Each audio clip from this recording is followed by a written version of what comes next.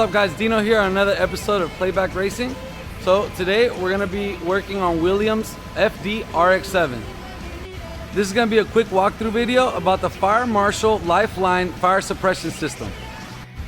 Honestly, this is one of those things that you install and you spend the money on and you make sure everything's up to code and perfect, and then you expect to never use it and you hope to never have to use it, but everything still has to be correct.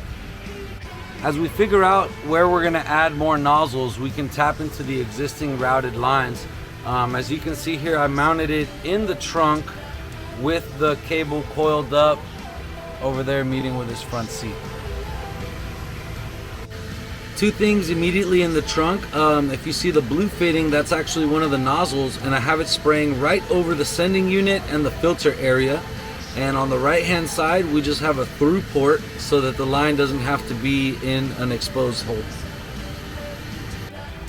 So on this system here, we have the pull handle that comes from the front seat, and notice that there's two of them. So the first one, it just goes tightened up right here, and what you do is you remove the pin, and that will allow the handle to move. So you remove the pin on track day and you just go drive. And if you ever need the system, unfortunately, you will pull on the handle and it will go down. Whenever you're done driving or you're back on the street, you can drop that pin right in there. Your kid can be in the front seat yanking on the handle and nothing will happen. Here's the other handle, and the idea I have with this customer is to mount this one on the outside of the car somewhere visible, probably with a little bit of flag. That way, in the unfortunate event of an accident that he's knocked unconscious and there's a fire, the team running up to save him will be able to put the fire out quickly.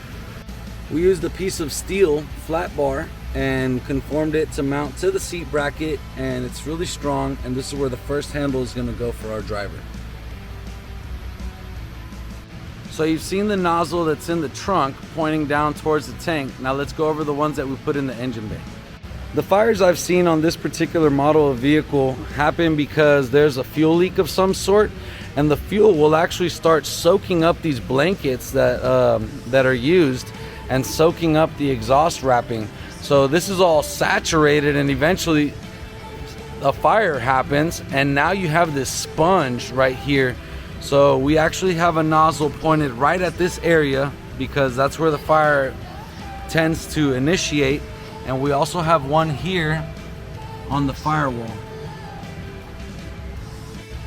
The one on the firewall is designed to spray right down here on the fuel system where the leak could initiate. This particular customer opted against having any nozzles installed on the interior, and that's fine, but we will be installing some in the future. You have to keep in mind, if a fire starts somewhere else in the vehicle, and yeah, you put out the source, it could have still spread to an area where you don't have any nozzles. And that's why you want to protect the entire vehicle. Thanks for hanging out with us here at Playback. Make sure to go ahead and subscribe, drop a like, and throw me some comments of what kind of videos you want to see in the future.